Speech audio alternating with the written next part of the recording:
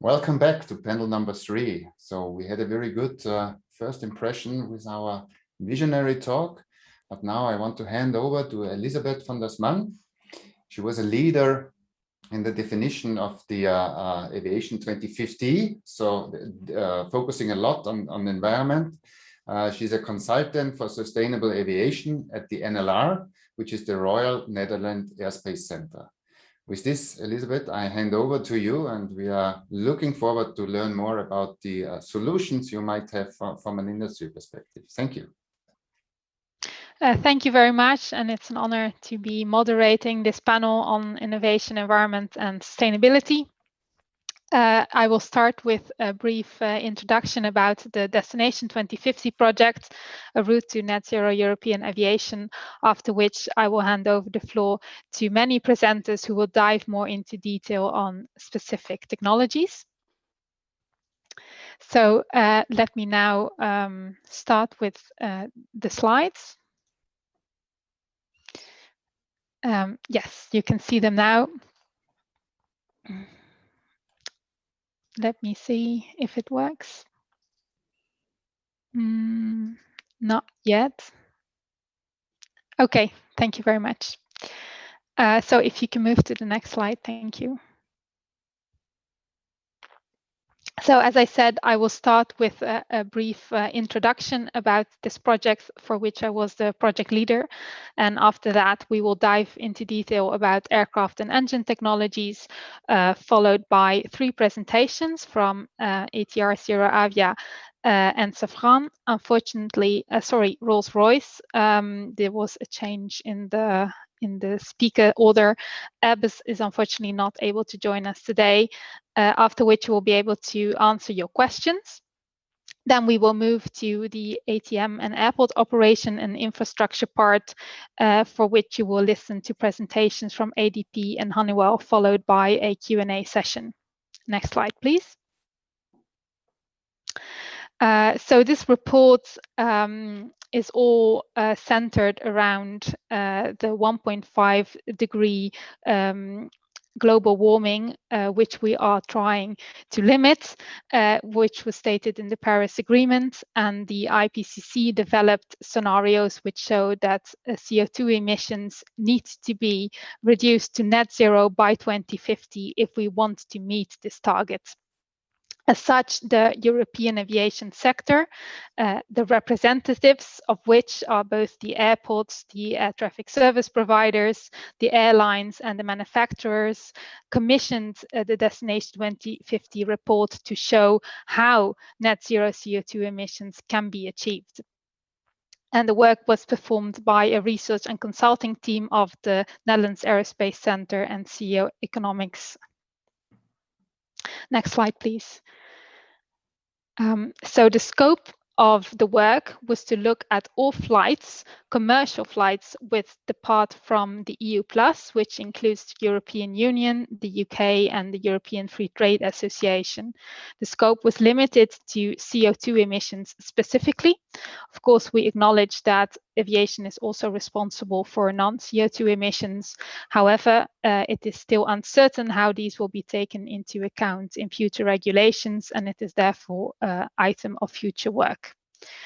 We started this report in 2019, and last year we did an update to include the COVID-19 crisis, which clearly majorly affected the aviation sector and included the most recent developments following the European Green Deal, such as research into the hydrogen-powered aircraft. And we launched the report in February 2021. Next slide, please. So how did we tackle this problem? Because as we heard from the previous session, there's a lot of ways how environmental goals can be achieved. So we first did a very extensive literature review, looking at more than 400 publications from both industry, but also academia and scientific publications. And then we interviewed a lot of experts from companies, as you can see the logos below. Many are members of the European aviation sector, but we also included some sustainable aviation fuel suppliers because this is a very important way to also reduce emissions. And this all was discussed in a full-day workshop to include views from many different members of the whole European industry. Next slide, please. So what we did was we first took a base year, which was the year 2018, and then we developed a hypothetical no action growth scenario, which is our reference scenario. And on top of that, we looked at the full extent of sustainability measures that can be taken into 4 pillars. The first being improvements in technology, the second being operations, followed by the use of sustainable aviation fuels, and last but not least, economic measures. And all of this was assessed both in terms of flights, demand for aviation, and of course, CO2 emissions.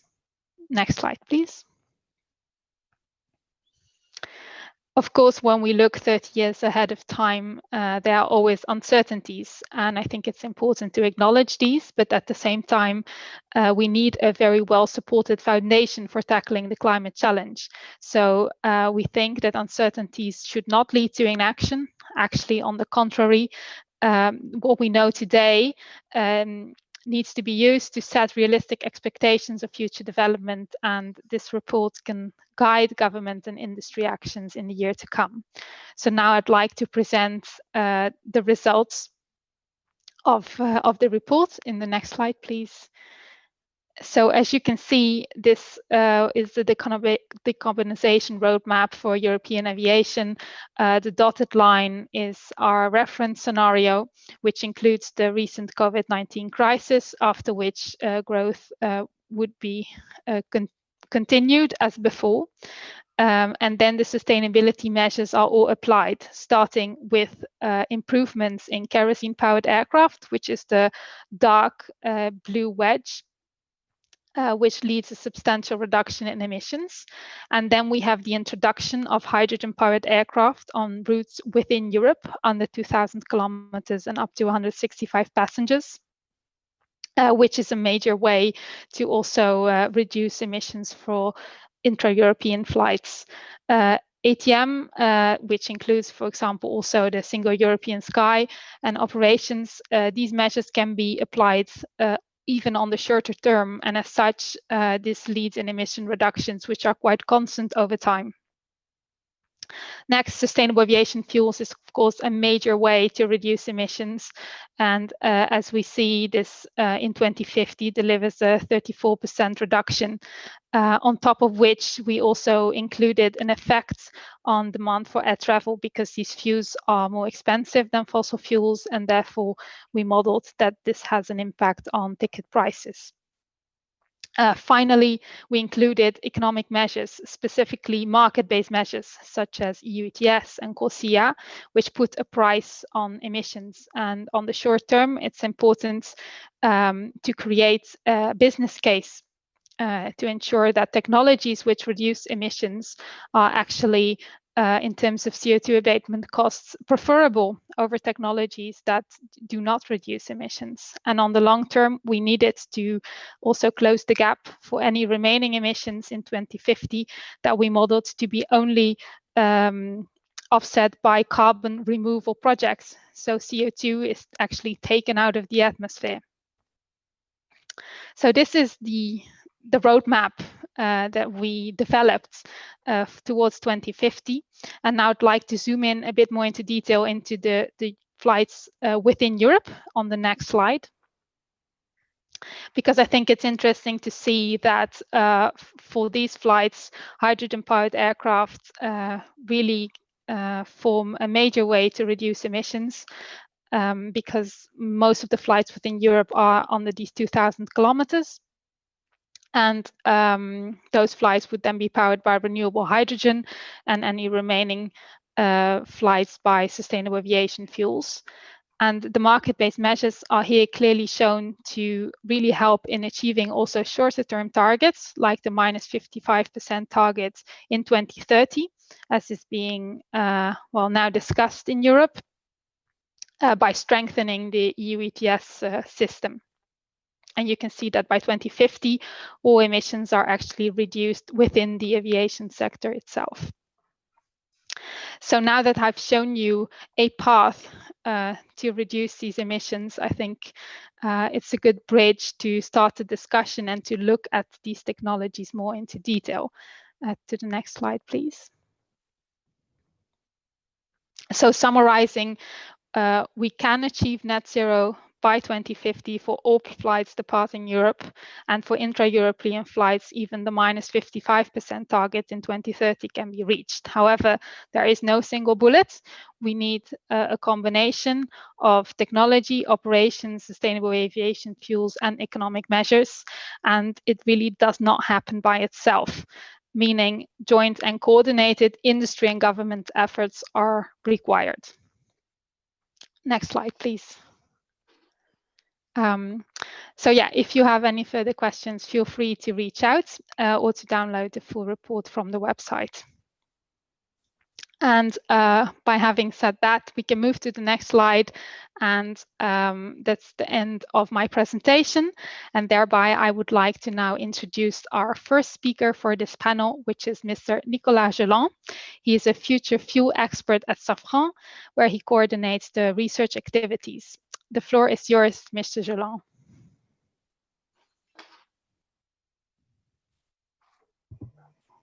If I put my mic, it will work better. Good morning or good afternoon, everybody. It's a real pleasure to be here and to present you Safran vision on the decarbonization of aviation. Do you still hear me? Seems to be frozen. No?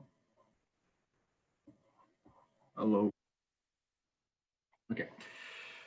So we can, if you can put the slides, please, if it's possible.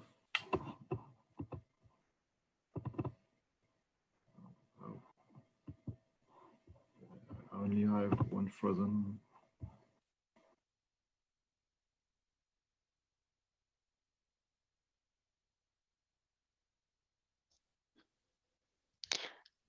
Yes, of course. Okay, sorry that we're having some technical problems with a Safran presentation. I'm back. Do you hear me? Okay, great. Okay, sorry. So, as we just said, we think there is a way to decarbonize aviation. This is a way, but a way which is really equilibrated. There is no silver bullet. There is not one single solution that will solve everything. We'll have to put all in one, all the solution added one to another. We'll have to put the technology, we have to optimize the ATM, and we'll have to develop sustainable aviation fuel. And when we look at all these roadmap, all these roadmap that have been developed in a recent year, I would say 2 years, we have the excellent Destination 2050 report, we have the Waypoint 2050 report, etc. And all these reports show that it's only by a combination of all these elements that we will come to the target. If we go to next slide, all these reports, it's an extract from a study led by ATAG, a summary of all these studies. And all the studies have one point in common. They all show that it's possible to have a carbon neutral aviation in 2050. And they all show that it's necessary to have, first of all, a drastic improvement of fleet efficiency, especially through the development of ultra efficient aircraft. And secondly, they show the critical role of low carbon energies, or either liquid fuel, which we call sustainable aviation fuel, or hydrogen, if we put that in, if we study this point. And only by having these two pillars, we will reach this carbon neutrality. Having said that, if we go to next slide, we have a lot of solution also in terms of sustainable aviation fuel or low carbon energy sources for aviation. First of all, we can have what we call the drop-in solution. Drop-in solution means all the solution that we can put in existing aircraft, that we can put in existing airport infrastructures. And in this category, we have two main fuels. The first one being what we call biofuel, or sustainable liquid aviation fuel, and the second one being the synthetic fuel, so-called power to liquid or e-fuel, all that kind of fuel that is made using hydrogen and CO2 capture from the atmosphere or from point sources. This is drop-in fuel, quite, I would say, not easy, but quite simple solution to be applied because it fits with all the aircraft, taking into account some limitation in terms of composition, but it can go in any aircraft, in any airport, everywhere in the world. So it's easy. It's the most efficient solution in terms of logistics. Then we have liquid hydrogen. Liquid hydrogen is typically what we call the non-drop-in fuel, which means that we will have to develop the aircraft, we'll have to develop the infrastructure, we'll have to develop all the accompanying regulation in order to put hydrogen in the market. So it's another solution, but we will see that it also has very, very interesting points. And then we can put here also batteries or electricity, direct electricity. And a lot of work has been done on that in the past years. And we all know that there are strong limitations in terms of application of this fully electric aircraft, mainly linked to the weight efficiency of the batteries, leading to a limitation for the moment to this technology to very small aircraft. So we have all this, and the question that is always raised is, what is the best solution? And we will see that there is not one best solution, and that what we show in the next slide, it's clear that when we speak about energy transition, it's not only a question of energy transition, it's also a question of energy diversification and potentially energy specialization, which means that we don't have one single solution that fits for every usage. We will have a kind of specialization of energy for specific aircraft and specific missions.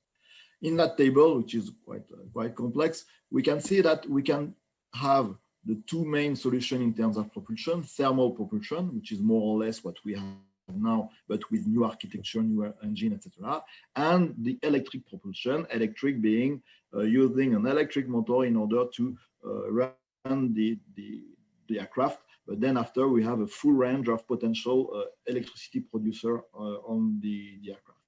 And here on the vertical axis, you have all the energy carriers that we've presented just before. And we can see that there are couples between, quite everywhere, between either thermal or electric propulsion and any kind of energy. The only gap is electricity in direct thermal engine, which is quite logical. So we have a lot of solutions, and we have to couple this with a lot of optimized architecture, hybridization, different usage of electricity, level electrification of the aircraft, etc., etc., etc. So that we have to find for each type of aircraft and each type of mission the optimum couple between the energy carrier and the way we transform this energy into the propulsion of the aircraft. And if we go to the next slide, yes, one very important thing is that we have to take into account as the key driver for this diversification, the environment. We've seen that it's a key topic for all the aviation industry to raise this objective of neutrality. And what we can say that for the moment, the impact of aviation is around less than 3% of CO2 emission. But we have two types of elements that we have to take into account. The first one being all these non-CO2 effects, which means the emission in high altitude. All this non-CO2 effect can change a lot of things in terms of evaluation of the potential impact of aviation, but also in terms of choice of the technologies and of the alternative sources that will be used in the future. For instance, assessing the impact of SAF and impact of hydrogen will be key in order to determine which solution is the best for this kind of usage. For instance, showing if we think that using SAF will allow a strong reduction of particles emission, so as a consequence, potentially a reduction of contrails. There are a lot of hope with hydrogen also, with a very near to zero particles emission, but on the other side, we have a lot of water that is emitted at the exhaust of the engine, so that we have to tackle this in order to be sure that we go in the good direction. And another thing that has to be taken into account is that global warming is, when we speak about CO2, global warming is an accumulative impact. So that we cannot rely on a technology that will arrive in 10, 15, 20, 30 years. We have to decarbonize aviation now. So that putting all this into one single basket and trying to find the optimal solution, we see that we have to promote a quick and efficient development of SAF, whatever type of SAF. This is compulsory. We cannot wait for a technology that will arrive in 30 years. We have to develop to decarbonize aviation now. So that, having said that, we can say liquid dropping fuels, sustainable fuel, are compulsory. That's a point. And then after, we have to look at the future development in 10, 15 years in order to have all the potential, all the I would say all the energy that can be used in aviation. We have to study all the pathways, and including hydrogen, including power to liquid, etc. But not as a competition with current technologies of sustainable aviation fuel, but more as a complement, more as an addition to this in order to reach its neutrality and in order to reach this ambitious energetical incorporation. You have the figure here. We estimate that in 2050 we'll need around 15 to 20 exajoule of energy that will be sustainable, which means that we'll have to take any feedstock that is available. And if we go to the next slide. So that we have, I would say, a multi-stage launcher strategy. That's what I've just said a few minutes ago. We have to develop now the SAF, which is the liquid drop-in fuel. We have to develop them now with an ambitious strategies, and all the discussion around refuel EU aviation are very interesting in that point. It's very important to develop now.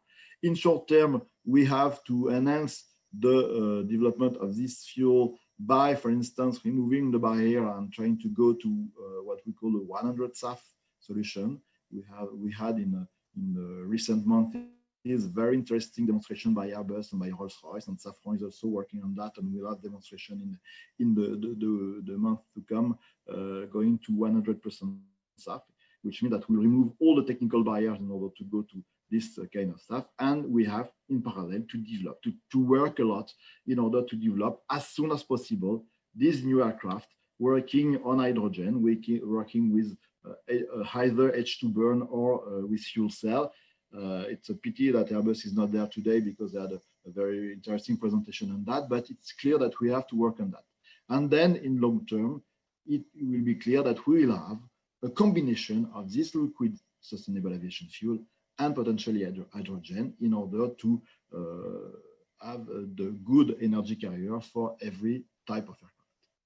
Next slide, please. So as a conclusion, very important thing, it's not a question of long-term vision, it's a question of short-term vision. We have to work now on decarbonization. And very also important message, maybe we have heard in the past weeks, I would say, some messages saying, okay, we will have hydrogen as an energy carrier in the near future. It's zero CO2, so that we have no more interest in working on an efficient aircraft, because even if it's not so efficient, 2 times 0 is still 0. It's clearly not our vision. The common pillar of all this will be the ultra high efficiency aircraft. We have to not only to continue, but also to increase our work in order to reduce the fuel consumption of the aircraft, because at the end, the only zero CO2 fuel is the one that is not burned. Thank you for your attention. Thank you, Mr. Gelin, for the insightful presentation. I may now introduce the next speaker, which is Mr. Stefan Schlieske. He holds a position of Chief Airworthiness Engineer at Rolls-Royce Deutschland Business Aviation. The floor is yours, Mr. Schlieske. I need to switch the mute. Can you hear me okay? Very yes, well. We can hear you. I understand you switched on the presentation and get it moving. Yes, the slides will be done for you. Thank you very much. So that's just the front slide. I don't think we need that. Trying to catch up a bit with time. So what is it that Rolls is trying to invest their future on, and invest the future of actually the aviation on? Obviously, there is no such thing like switching the gas turbines, current gas turbines off right now. That is very unlikely to happen. Hence, we still continue to improve our gas turbines with things like geared turbofans and the likes to improve the efficiency. We then collaborate on the alternative fuels, where we've already made trials on business aviation successfully, and then we go into the disruptive technologies, just like electrification, hydrogen, and also the hybrids that we invest on. What that means is, especially on those disruptive ones, we perceive that many of the startups do have a very agile movement. What they're lacking is actually the safety perspective. So that's where we feel we can step in quite heavily and help with a high integration of those startups, and also with the big ones, with the big players like Airbus, to actually improve the integration between the platform and the propulsion system. Also then improving the manufacturing, digitalization, and the services, meaning that engines can fly more efficiently by actually improving the maintenance schedules. So as you probably know, we're collaborating with teams like eAircraft, which bought also on ARPUS, and that's actually where we see the future. It's the collaboration with the young startups trying to really invest on the agility and bring to the table our experience and the experience from the existing aerospace industry. If you go to the next slide, please. So that's roughly where we see the single markets. So we've got on the top, you can see the market groups, if you will, which is the urban air mobility, the small propulsion, the commuters, the regional, and the narrow and the wide bodies. And what's currently the vision is that for the commuters, for the smaller aircraft, you can have the full electric, or you can have the hydrogen fuel cell. For the bigger ones, you will for the foreseeable future, you will need to still invest on existing technologies, and as Nicholas said, up them with new technologies, supporting them, i.e., making sure that the efficiency is increased quite heavily. And that's, I think, what we believe we can do. Hydrogen is obviously one of them. Biofuels is another one for those. And then the electrification with hybrid systems, that's another one that we feel is a big player in that. Go to the next one. Thank you. So that is the small, that is the small aircraft market, if you will. This is the electrification one, and all that's trying to show us really, it's not a vision, it's not a future vision that's not there. It's something that is there already, and where we have already our foot in the door. Not only Rolls, but I think the whole aircraft industry has understood that this is a market that needs to be played on. So we've got different markets, which is the very small aircraft up to 300 kilowatts, and the slightly bigger ones, the commuters, for the eVTOL, sorry, for the up to 1 megawatt, and then the commuters, which obviously need a bit more power, which we then calculate in the region of 2 megawatts. Go to the next slide. So that is where we talking about only electrification, but well, I have to put it a bit bigger. This is talking about electrification, but actually it's a bit bigger. It starts off with the certification, and actually where we feel we have already, not only as Rolls, but whole industry, really good engagement with EUROCAE and also specifically with the EASA, is the approach on how we certify electrification. So it's all new technologies. It's new to industry. It's new to the regulators. It's new to the standard settings. As a good example, I feel that the S19, so the hybrid electrical and full electrical certification setting, that's been played by ASA really, really neatly, I must say, really well, by approaching a wider group and then approaching each single group, each single company separately, and taking into account as much as they can the comments and the improvement from industry. So I feel that's probably one of the important points, really making sure that the industry is part of the game of that new regulation, and that we still have a common regulator that makes sure that we don't violate our IPs. Then obviously we want to collaborate with other systems, and that was what I was mentioning earlier. The especially the startups, they bring completely new disruptive ideas to the table, which is really important. What they're lacking is this is the standard setting and bringing their products to good certification. That's where we can, I think, both learn from each other, the existing companies, and then of course the new companies, the startups, and the wider developed startups. A cutting edge technology, I think we've talked about, an ecosystem that is really trying to make sure that we improve on our supply chains, and that we make those actually more effective, have less disruption in supply of materials, that we use technologies like 3D printing that I think is now coming into play for most of the industry, if not all of the aircraft industry. That's where we feel it's not only about electrification. This is, I think, just the setting the scene. If you go to the next slide, please. So hydrogen, I think this is on the plate for everybody. Now with hydrogen, that's a difficult beast in two key aspects. The first aspect is where do you get the hydrogen from? It's not coming for free. So you have the green, the blue, and the gray one. Obviously, nobody wants the gray one. That doesn't provide any benefit, any real benefit.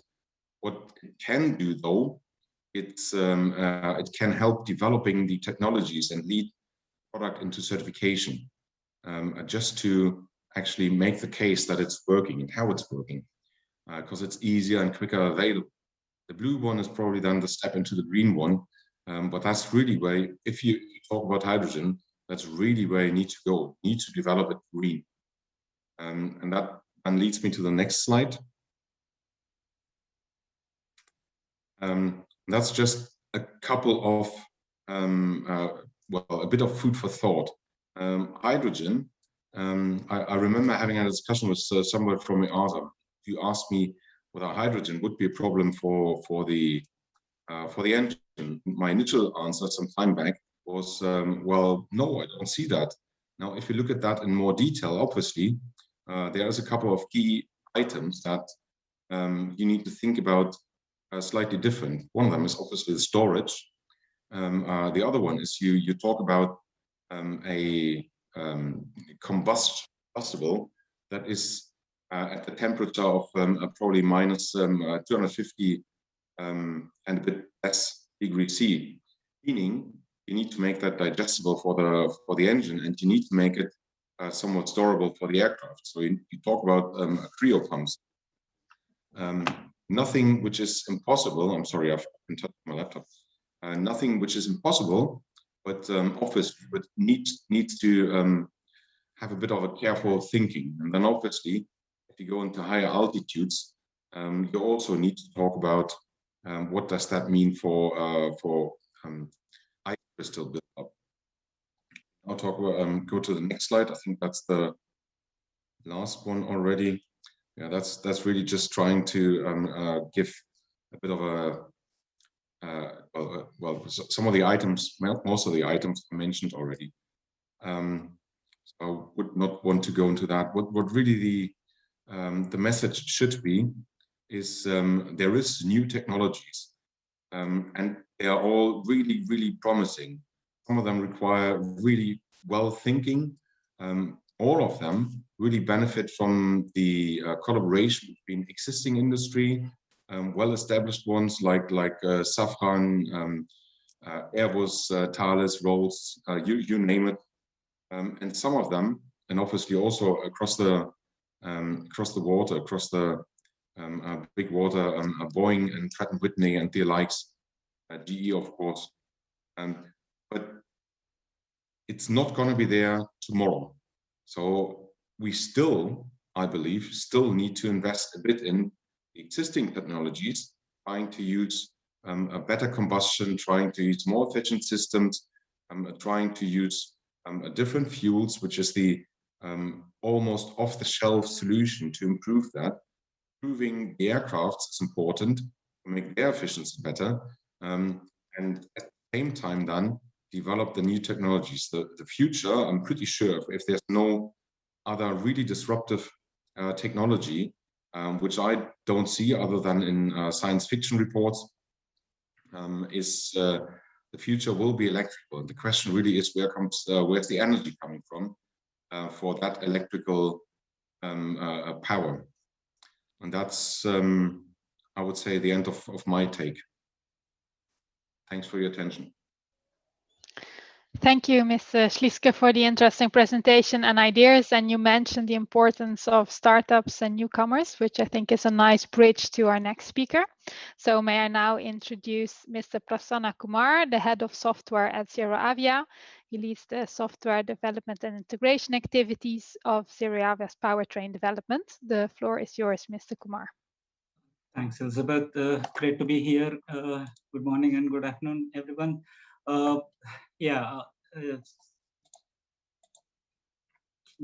Okay. Yes, this is the first practical zero-emission aviation powertrain that we are developing, and we developed a prototype as of today. Can you go to the next slide, please? Okay. So the slide we have here is more of quantitative data about the aviation industry and its impact on the emissions today. Global, like Elizabeth has already projected the data on European, considering European Union and the European sky. But this is basically on the global industry and the global scope. The current, it's our aviation industry is contributing to global economies around 1.5 trillion. And at the same time, we are adding 900 megatons of CO2 emissions, and it's equivalent to 5 to 10% of our total human impact. So although we have improved our engine efficiencies more than 70% from 1960s, but still impact today because the growth of the industry contributing to around 5 to 10% of total human CO2 impact. So if you exclude today's data, pre-pandemic situation, if you consider the growth, what he projected here is the line from today to 2050. The major, the highlight here is basically life cycle of an aircraft is around 30 years, we say. If you consider the aircraft that is produced today is going to go retire in 2050, and we're still having the same technology, we're improving, but it's not going to completely meet the zero emission targets that is the targets basically on 2050 report. So it is basically 3 to 4 times of fuel, the CO2 emission, what the industry is contributing, which is, if you see overall, like at 2050, we would be contributing around 20 to 50% of the human CO2 emissions. Basically, this is because the whole the other industries, the government is imposing rules and regulations to bring the emissions down, and other industries are also will be moving towards the net zero emission. But the point here is that we don't have a true, real scalable solution as on today. If we don't have that solution in place, we will not be able to meet that 2050 goals. That's the problem statement what we had 3 years ago. Next slide, please. So we started with our vision, basically, of the renewably powered hydrogen electric aviation, which should give us a long range and lower cost and zero emission. We had come across with so many analysis and questions posed and asked, okay, if hydrogen is used, so where is it coming from? Is it like if, I mean, the previous presentation, what we had is like, is that gray hydrogen? So it's not going to solve the problem. And another challenge is to transport hydrogen from airport to airport, or the production to the airport, which was again going to contribute to the emissions. So looking into all this data and analysis, we came up with a solution, and our strategy is to meet renewably powered hydrogen electric aviation. So next question, next slide, please. This is our roadmap. We started in 2018, where we started with the battery electric configuration, and we are progressing from hydrogen hybrid configuration to hydrogen-based electric powertrain, and then which is we started with the 6-seater, and we're developing a powertrain for 19-20-seater, and then we are progressing from that to 50 to 100 seats and 1,000 miles, 1,000 nautical miles. So and so on and on, and that's the roadmap what we have, and we are progressing towards that. Can you next slide, please? Okay, so the 19-seater was I was talking. We are targeting the airframe. Airframe is like Dornier 228, Viking, and these are the target airframes, which is basically it's lower fuel cost, maintenance cost, low noise, and zero emission end to end. That's the solution what we want providing. Next slide, please. And this is the journey what I would like to take you through. This is back in 2018. We developed our lab-based powertrain, and eventually we opened our facility in Cranfield. In 2018, in spring 2019, we integrated this with the Piper Malibu aircraft, and we tested. We flew that and in the US and at Hollister side, based on experimental certificate. Then we back in 2019 summer, the UK government announced about High Flyer 1 project, where they called for people to provide sustainable aviation concepts and technologies. So we submitted our concept, and we got a grant from UK government, and we produced and from we opened our facility here in Cranfield in UK. And back in spring 2020, we started our electric powertrain development here at Cranfield, and we flew that aircraft in June 2020. And then we progressed with that, the hydrogen-based powertrain. We integrated hydrogen fuel cell into the powertrain, and we flew that aircraft in September 2020. And the target, the project scope is to demonstrate that plane for 300 miles. So currently we are in the process of, we are performing the flight trials today, even today. So we'll be taking that aircraft from one port A to port B. That is the target path is off Near to Edinburgh. So 300 miles demonstration. So basically, it's not the concept, it's the real true solution which we are testing today. Next slide, please. And this is the historic flight which we made on September 24, 20. It was not only the concept, it's just, we made it real, and we flew the aircraft in the Cranfield airspace. Next slide, please. This is the, we did the 250 kilowatt powertrain for a 6-seater, and now we are progressing towards with 600 kilowatts spec, and this is the scaled up version of 250 kilowatt. with a higher redundancy. And we're going to replace that PT6 engine with 600 kilowatt peak and 450 continuous peak power at 1900 RPM. So this is also a 10,000 hours TBO, which also reduces the 3 to 4%, 4 times maintenance cost, although it is heavier but more efficient. And by 2023, we are targeting 50% range. And by 2025, we will be on parity with the PT6 engine. So that's our target. Next slide, please. And this is, again, as I mentioned in the previous slide, that our strategy was to produce a green hydrogen.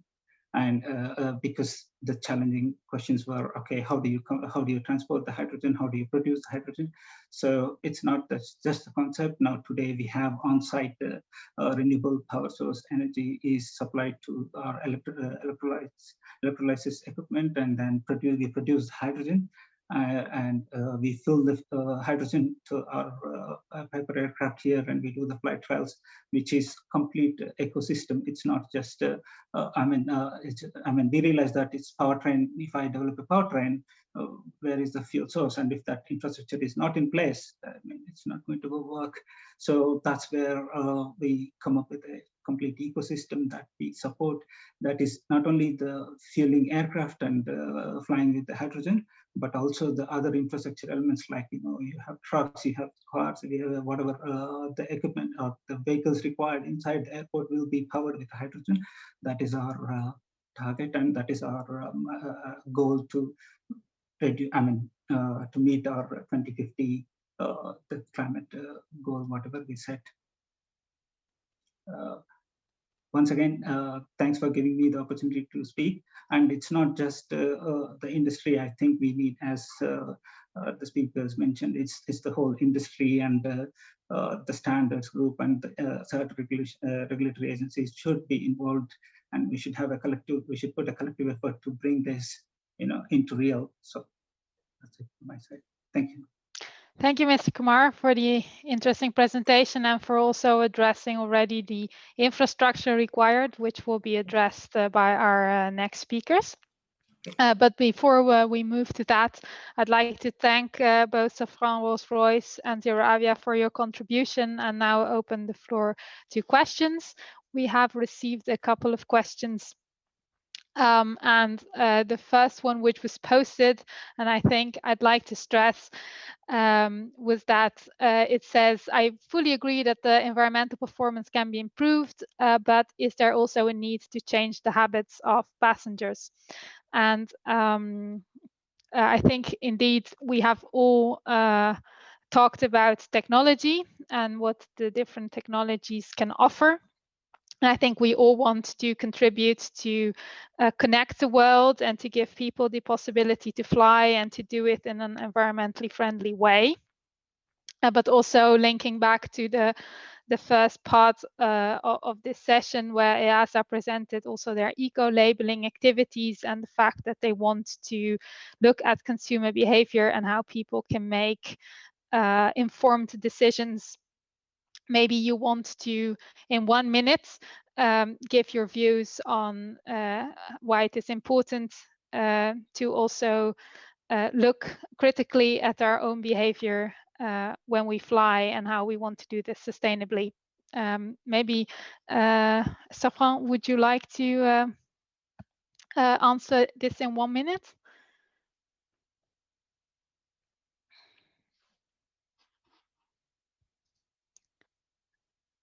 Yes, Mr. Gelan, please. Sorry. I think in maybe 2 or 3 years of COVID, we will be used to this kind of meetings. Okay, when we speak about decarbonization, it's clear that we all put the technology and the sustainable aviation fuel as key topic in order to reach this carbon neutrality, because we do think that aviation is fundamental in order to that people reach each other, that people know each other, so that it's our commitment to be able to bring aviation to a level that will allow the people to to take an aircraft to go to see their family, to go to visit other countries, etc., etc. We've seen also in the recent months some communication saying that the only way to reduce aviation environmental footprint would be to stop flying. That's clearly not our vision. But having said that, it's clear that we will have to take into account maybe new type of mobility. We'll have to take into account the competition with some other transportation means. I mean, for instance, we had the example of train in France with recent legislation saying that it's forbidden to take the aircraft for some kind of travel that are potentially replaced by train. So we will have all this modification and we'll have to take this into account. And that's why all this modification of the way we take the aircraft, the way we use the aviation, have to be taken into account and will be part of what we call this diversification. Because, for instance, we have this very interesting example of Zero Avia demonstration that shows that we can have a very small aircraft, very efficient, zero CO2 emission. And with this, for instance, we'll have a way to make people connect through this kind of aircraft without having this environmental impact. So that's very important to tackle all the I would say the segments of aviation, not only the long range, not only the SMR that are the core of CO2 emission, but also the very small aircraft for two reasons. The first one is because it's the most easy solution to deploy hydrogen, so that having this kind of aircraft will be a step toward bigger aircraft. And the second thing is that behind aviation, we have all this question around the way we use the aviation, and trying to decarbonize this very specific segment is very important in that way. And last but not least, you've shown this in a very good way in your report, in your Destination 2050 report. One reason why we push a lot for sustainable aviation fuel, despite we know that we will have an increased cost of this pathway, is because, as Mr. Cornelis said in the introduction of this roundtable, is that having this fuel, this low carbon fuel, even if it's higher price, maybe it will have also a kind of moderation of some excess in terms of very, very low cost travel, or I don't know, maybe not excess, but it's better. We think that it's better to increase the use of SAF with higher cost than to put a tax, which will be very easy, but maybe not so efficient in terms of decarbonization. So all that has to be taken into account in the final equation of aviation. Thank you very much, Mr. Chalin, for elaborating on this question. I have one more question given the time I would like to address, and that's I think both for Rolls and Zero Avia to answer, and it is, can the ARPAs and drones move more rapidly to green energy alternative, or is it more or less the same constraints as for manned aviation? Maybe Mr. Sliske, would you like to start in shortly 1 minute? Yeah, I think drones can move quicker. One of the simple facts is there is no passengers on board, meaning safety is slightly different to be viewed. And the second one, obviously, is a question of weight. With I have to admit, in the course of Corona and all the gyms being closed, I probably gained a couple of kilos. So if you think about an adult weighing 100 kilos, if you take that off a drone already, and some safety measures, then that means the range of the drone is already increased. So I think they can move much quicker, and certainly they can bring a bit to the party as well by developing some of the technologies. Thank you. And Mr. Kumar, one final word on this? Yeah, basically, I think, I mean, depends on the drone use case. If you're transporting something from port to port instead of, you know, a ship, so then yes, it is, I mean, you can go ahead and do it. We still have regulations and implications when you fly a drone in the populated areas. And I mean, we haven't yet resolved how we can, you know, if something falls. So there's still questions and the regulations are not there in place. That is really stopping you know, the development. So Thank you. Great. Our question with the most likes was actually the one, do we have some views on how airports are preparing to cope with these new energy sources like SAF and hydrogen? And this is a perfect bridge to our next speakers. So I'd like to thank once more Mr. Kumar, Mr. Sliska, Mr. Jalan for joining and for your sharing your views. And I'd now like to introduce our next speakers, which are Mr. Janelle Bilar and Mr. Jean-Marc Flon from ADP. Mr. Bilar is the head of the Environment and Energy Department, and Mr. Flon, the Director of Air Operations, Safety and Development within Group ADP. So the floor is yours, Mr. Bilar and Mr. Flon. Yes, thanks. Thanks a lot, Elizabeth. As previously explained, so now we have collectively a roadmap toward net zero emission for the European aviation sector. To do so, to achieve that goal, some of the equation is in the hands of the airport regarding infrastructure on the one hand and also operational topics. So you know that curve, Elizabeth should explain it to you.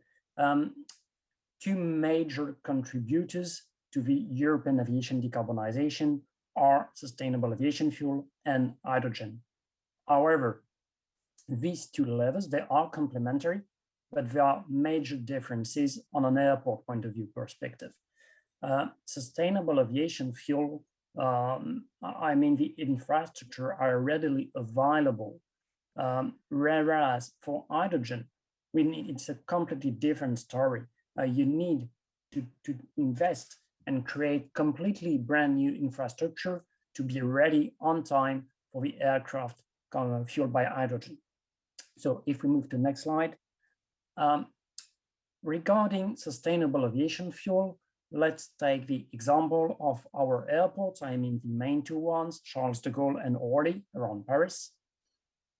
The fact is that we are already connected to 3 refineries located in the northwest of Paris, in the region called Normandy, or just very close at Grand Puy, through a network of pipes called Trapil.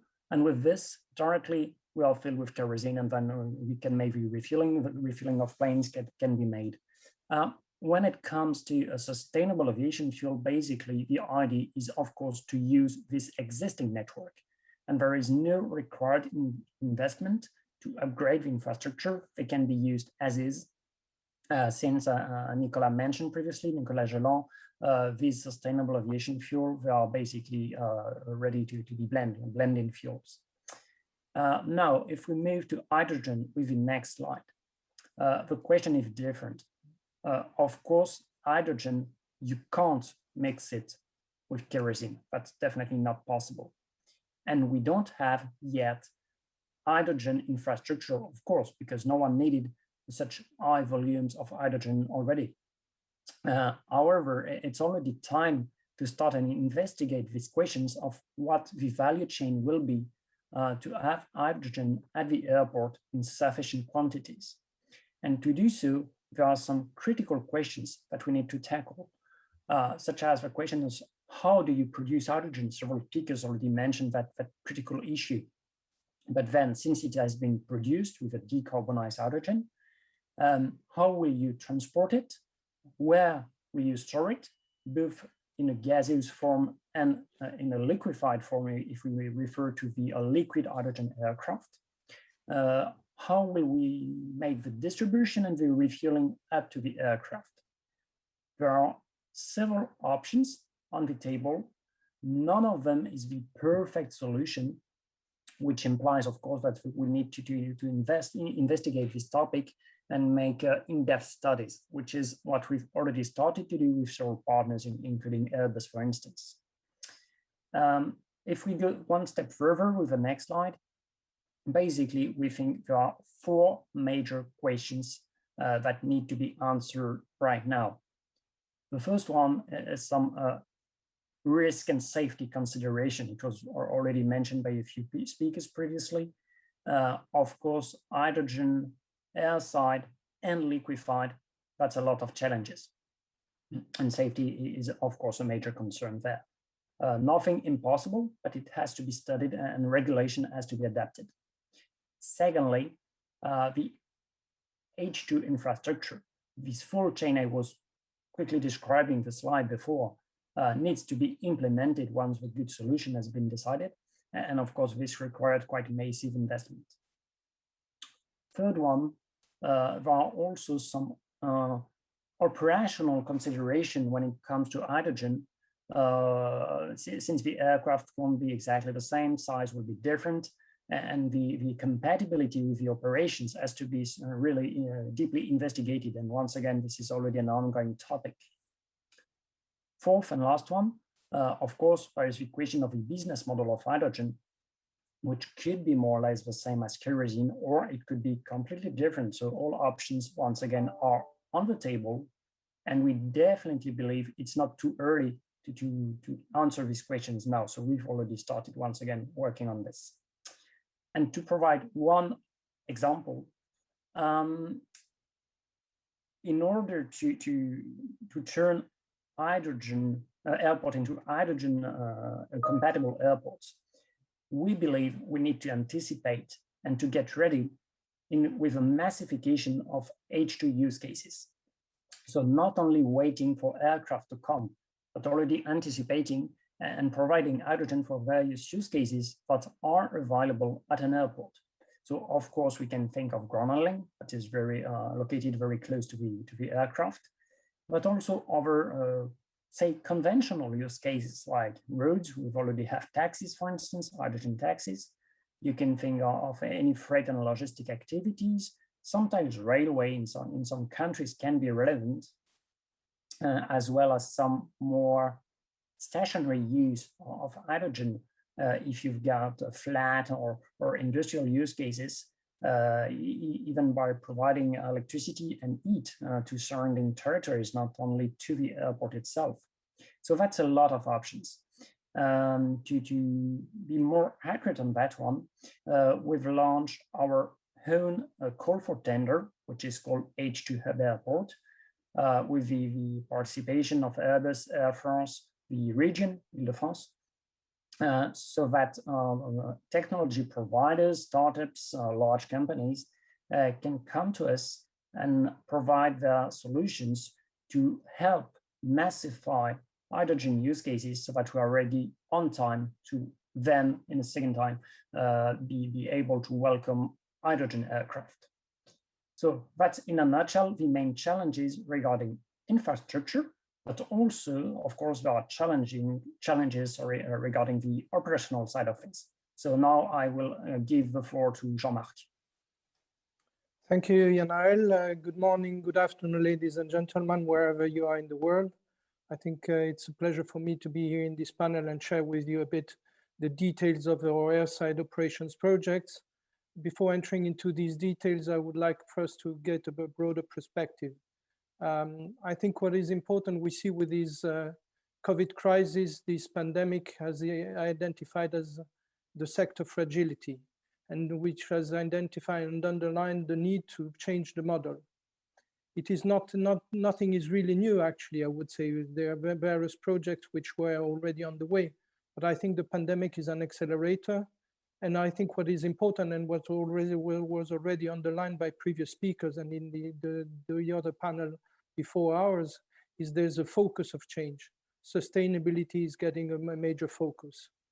So I think on this aspect, the notion is we need to build back better. The system needs to be more scalable, efficient, and resilient. Though, however, we need, and this is the main focus change, we need to build back greener. The environmental impact and the carbon footprint has to be considered and has to be diminished. We have to be to get more sustainable. As I would say, sustainable is no more an opportunity, because initially, to have a positive view, sustainability was seen as an opportunity to improve. Sustainability is now a necessity, and there is no alternative. License to grow will go with sustainability. And I think Destination 2050 report, to which ACI Europe has subscribed, leads the way to that. But to be successful into that, what is important, I think, is also getting a collaborative approach. This collaborative approach needs to the involvement of all the stakeholders, of course, but also the industry and the institutions.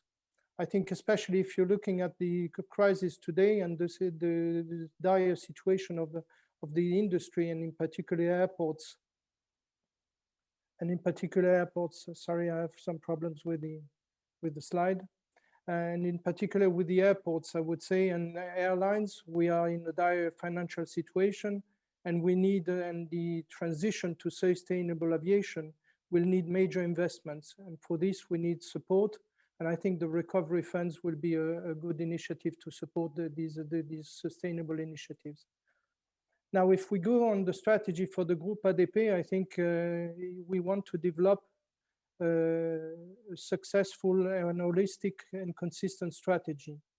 This is important. We have to be, it's a managerial, I would say, the definition we have, particularly in this dire situation, we have to give a vision and a perspective. And I think it is an essential responsibility of the management, and I would say a duty of the management to get this strategy be clear for all the stakeholders. On the strategy, there are four main pillars. Safety, of course, is the cornerstone of everything and has to be maintained and even enhanced. Smart, with the advent of digitalization, we have to reap the benefits of this digitalized world, and the use of artificial intelligence and machine learning would be important. We have to be more efficient. We have to ensure the optimization and the scalability and the efficiency of operations. These efficiency gains will enable actually the environmental performance improvement. And of course, we have to be more greener. The environmental impact, the environmental performance needs to be at the heart of the decision-making process. As I would say, the strategy is good, but it's full of smaller actions, small action steps, small initiatives. As you said, Elizabeth, there are no silver bullets. We have to ensure a consistent, holistic approach, which in the end will make the difference. So let me now go into the various details, which I go into rapidly. I'm mindful of time. Does that work? Apparently I have a problem. Could you move the slides for me? Okay, thank you very much. So first of all, we have this notion of smart and green airside projects with a green apron, looking at a green apron projects. First of all, we're looking into airside electrification. We are in the process of renewal of ground handling licenses. And with these ground handling licenses, we have made some requirements to move to greener GSE fleet, ground support equipments, with some requirements to meet at least by 2030, 90% of electric GSE. Nowadays, we are at 40%. So this is a major step. I have a picture there. You just to note that on the 3rd of September this year, Air France made the first turnaround fully 100% electric with ramp equipment. So this is the first part. The second part on the electrification of airside is about giving the grid the fixed electrical ground power at the stand to avoid the use of thermodiesels and these aspects. So we are setting up charging stations for the vehicles, but also allowing with the implementation of 400 Hertz and 50 Hertz electrical points for the aircraft to diminish the use of the auxiliary power units. Another important aspect is the use of artificial intelligence as stand. We have at Paris Charles de Gaulle, as well as only a dense network of cameras. You can see here on the picture the coverage of the cameras, and we have to make use of these cameras. The notion, what we are trying to have with that, with these cameras, is to use the detection of operations to ensure that we have a better sequencing of the various turnaround of operations, to ensure a predictive assessment of aircraft readiness, which will in the end improve the efficiency of the whole process and diminish the carbon footprint. The efficiency of the turnaround process is really important, and it will ensure predictability of arrival and departures, and also the slot allocation efficiency and the emission reduction.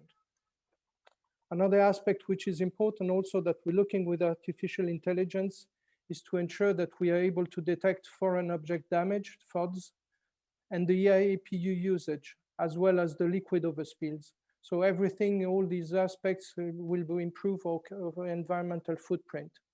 The efficiency of the turnaround and the environmental impact of operation is a fundamental aspect we're looking into.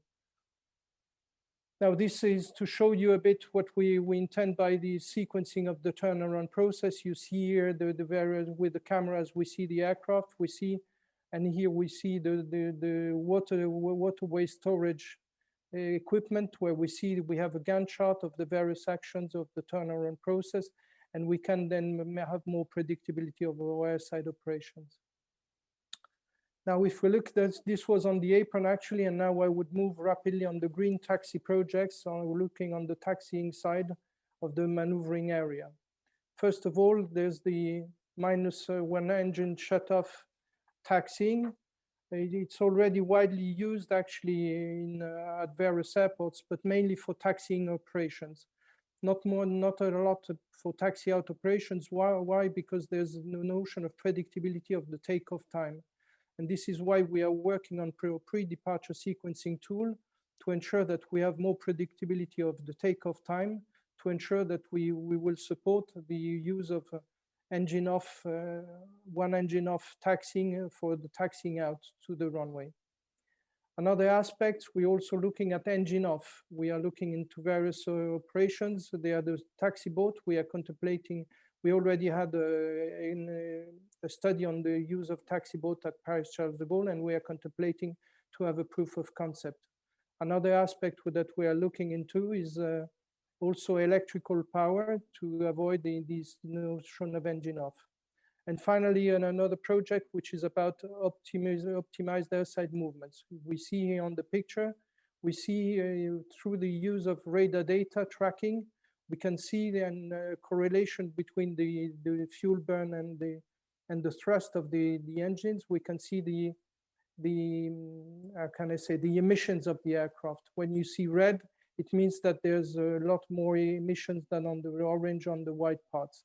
So we see the alternative taxiing will allow the lowering of the fuel burn and of the emissions.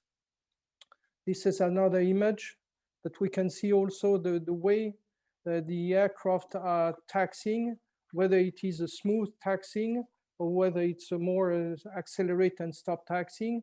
The use of the fuel emission, the fuel burn and the emissions, of course, will be different. So we're looking into these aspects. And finally, the other aspect that you see here on the slide is about the emissions on the waiting times. And we see that on the thresholds, there's a lot of fuel burn and fuel carbon emissions. So we're trying to see through this tracking of the various processes to see where there are efficiency and where we can diminish the fuel burn and diminish the carbon footprint. Now, finally, I would say what is important it's also on the CESA project. We are leading the PG04, which is Total Airport Management Project within the CESA 2020 project. We will have in April 2022, so next year, an environmental performance management demonstration where we're looking at an environmental performance dashboard that will be integrated in the APOC of the airport. And also what we're looking into with this demo is having a tool that would allow a what-if possibility to better see what is, when you take operational decisions, what is the environmental impact. What we want to integrate is environmental impact decision-making into the operational decision-making. And finally, I would say on the CESAR 3 strategic program, the CESAR 3 joint undertaking is being set up by the European Commission, and we want to become founding members of the CESAR 3. Various projects which are of strategic importance for airports, U-Space, UAM, multimodality, passenger experience, the Green Deal, artificial intelligence for aviation, air-ground integration, and autonomous. These are all projects that are of interest and will sustain this improvement of the performance and environmental performance of the airport. Thank you very much. I give it to you, back to you, Elizabeth. Thank you, Mr. Flon and Mr. Villar, for your engaging presentations and very nice visualizations as well. So now to the last topic on air traffic management. I'd like to introduce our next speaker, which is Mr. Stefan Marsh. He holds a position at Honeywell as Engineer Fellow Avionics. The floor is yours, Mr. Marsh.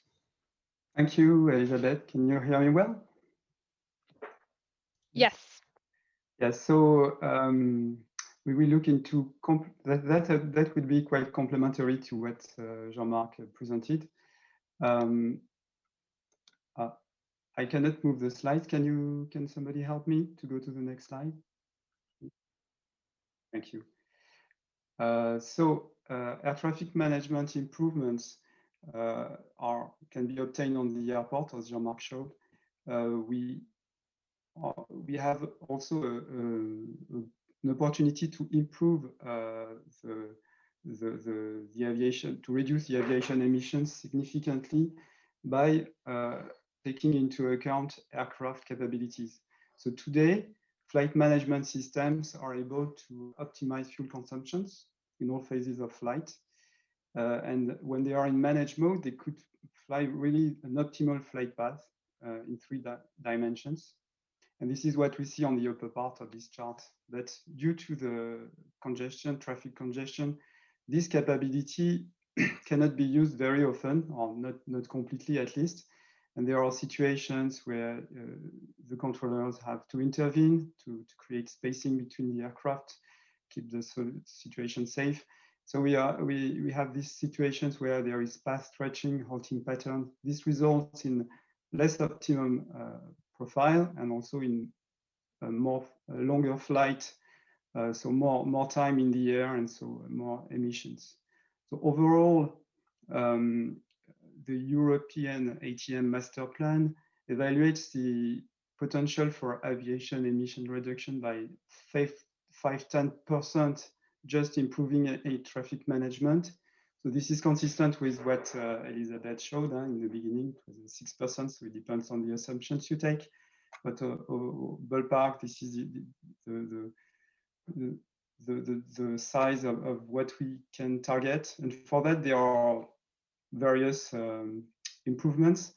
So we can go to the next slide, please. One of the aspects that was historically used is to rely on the better navigation performance. So this was mentioned in the visionary talks, that performance-based operations are a way to reduce emissions. And the experience we have with that is that thanks to taking into consideration a better aircraft performance due to use of GNSS, we could reduce the uncertainty of the position for oceanic remote operations. And this resulted in more flexibility in aircraft flying at that optimal altitude on these airspaces. So when aircraft fly and they burn fuel, their optimum altitude is higher, gets higher, or they fly. And there is a computation in the FMS, by the way, of what is the optimum altitude, but it was not possible to reach that level. And now with taking into account the navigation performance, so reducing the uncertainty on the position and combined with other capabilities, we are in the position to reduce those gas emissions by helping the aircraft fly at the right altitude.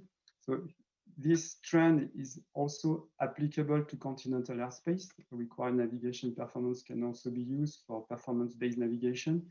So this is one of the main trends. Can you go to the next slide? On the next slide, we will see that another way to reduce gas emission is to leverage or to reduce the uncertainty on the future position. So today there are tools that are improving air traffic management on the ground by creating sequencing at the airport, by allowing the controllers to anticipate more deconfliction. So there is a way to improve these tools, to improve ground operations by providing aircraft data. And so aircraft are now, some modern aircraft have the capability to share the 4D trajectories, and sending this information to the ground can help reduce the uncertainty on the future, and so help the aircraft fly closer to their optimal profile than burning less fuel. So if we go to the next slide, we can see that we can go one step further in the 4D. So on top of using the data from the aircraft, there is a way to have a collaboration where the controller can give a control time of arrival to the aircraft. And so based on the information sent by the aircraft, what is the earliest time arrival or the latest time arrival at a given 3D waypoint, 3D point, the controller can select a control time of arrival that helps build a sequence at this point. And then the pilot can activate it and it will be automatically monitored or flowed by the aircraft. This is a way to ensure you are part of the sequence of arrival, avoiding gas emissions due to path stretching or other tactical intervention by the air traffic control. So if we go to the next slide, we will see a mention of the CESAR project, PJ38, which is demonstrating the benefits of using these trajectories. So it involves the main air navigation service providers in Europe that join forces to demonstrate the benefits. They are using data that is sent by certified avionics, so A320 aircraft are equipped with that. There is also a Honeywell test aircraft to show that it can work also with other types of aircraft. And so this demonstration paves the way to a deployment of the 4D trajectories in Europe. This capability is part of CP1, Common Project 1, so the deployment of by 2027 on the ground of this capability.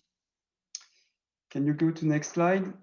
Next slide is to provide a conclusion. So in this short time, it's difficult to address all the improvement, but we saw this 4D trajectory improvement and require navigation performance improvement that has the potential to help aircraft fly closer to their optimal profile, and thus they can reduce gas emissions. And this is true for current generation aircraft. But as we go, we expect that it will be even more important for future aircraft that were addressed in the previous talks by the other people in this panel. And so the key here is to have more integrated air ground system, exchange more information. So for example, Jean-Marc showed that more predictable takeoff can reduce gas emissions on the airport. It means that you need to provide this information also to the pilot, for example, for engine off operations. But this is across the board, air ground system, more integrated air ground system exchanges, higher levels of automations that are possible by using this data. They will result in more flexibility in the flight profiles. So we think that for this future aircraft, for example, it will be very important to have continuous climbs, continuous descents. It's more efficient. We saw that there is more need to carry more liquid, for example, for hydrogen aircraft. So this is quite important.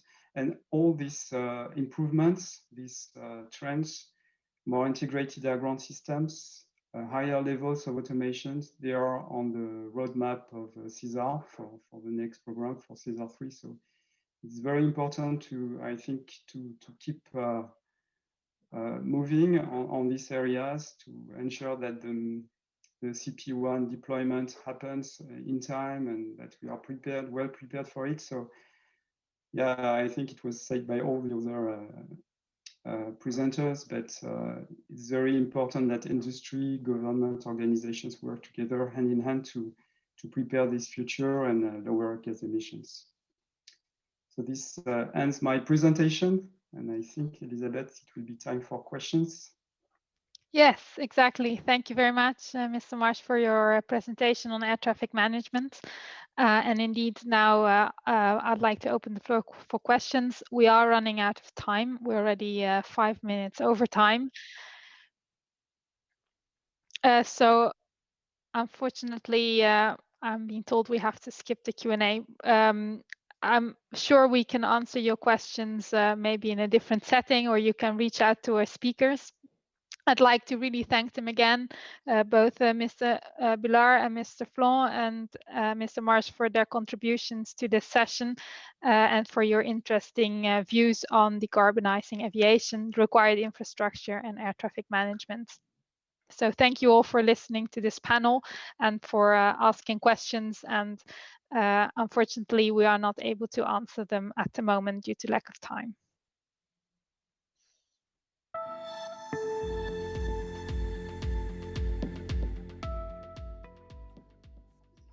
Thank you very much, Elizabeth, for moderating this great panel. It was very interesting, and the future seems to be now already, started now already. We're going in the right direction. We will address the questions. We will just do it in a different way. So please allow me to reach out to you again and to the panelists again that we're addressing these questions, and we will post it on the EUROCAE website so that people get the answer. I think it's a great opportunity now, based on this discussion you had, to have also the answers to this question. Elizabeth, thanks for setting the scene. You did a great introduction of this panel. You moderated very well, thank you. But you had a very good panel, so good company on that. Thanks for that. Thank you very much. For this, I will not use too much time to close the day. It was a very interesting day. We have some follow-on actions on that because we were running out of time from the beginning on. So there will be some follow-on. So stay tuned with EUROCAE and we give you the answer. That leaves me to thank our sponsors because that would not be able to have this symposium without them. Thales and Frequentis are our silver sponsors. Bronze is Skyguide, Indra, Honeywell, Inmarsat, and Collins Aerospace. So thank you for our sponsors. That leaves me to remind you of tomorrow. Tomorrow we will start at 12 Central European time, which is 10 UTC, with a cross-industry panel, which is a little bit different. So we are looking into other industry sectors and seeing how they deal with innovation, certification, standardization. So we compare aviation a little bit. So have a look at that. That's quite interesting. It's the medical sector, it's the telecommunication sector, the automotive sector. That will be followed by another institutional panel, the role of the standardization for a sustainable recovery. So we will talk about ACI, IATA, ASD, IFATCA, and RTCA and CANSO. And RTCA, our partner SDO in the US, will moderate that, Terry. So thank you very much again for being with us today. In 5 minutes, we start the EUROCAE General Assembly. For those who have an invitation, mostly members or normally members of EUROCAE, please join us at the Zoom meeting for the General Assembly. This leaves me to thank you once again for being with us today and looking forward to have you tomorrow for our third day, Friday the 30th, for panel 4, cross-industry panel, panel 5, role of standardization for the sustainable recovery. Thank you very much and see you tomorrow. Goodbye.